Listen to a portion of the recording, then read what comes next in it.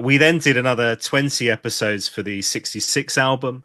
And then I did loads of extra interviews as well because I guess the really key thing is I wanted it. It's not a book of the podcast.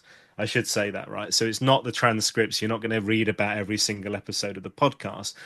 What you're going to read is all the kind of snippets. It's basically like a big jigsaw puzzle where you take different elements where, I don't know, we start off at Paul and his early life and you hear stories about the Wellers of Woking.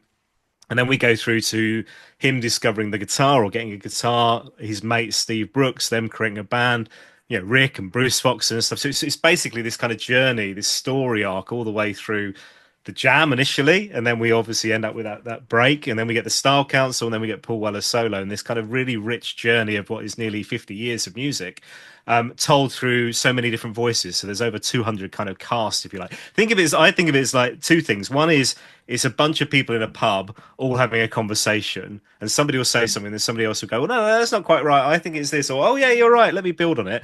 Or it's like a massive, big kind of play where you've got all these different characters talking to each other, having conversations. So it's essentially, yeah, the kind of story told through Paul Weller's words. Like I say, he's in it loads, but also his family, Nikki Weller, his sister, Anne Weller, his mum. And then, like, loads and loads of other people who have collaborated with him, worked with him, worked for him, interviewed him, all kinds of people all throughout the book.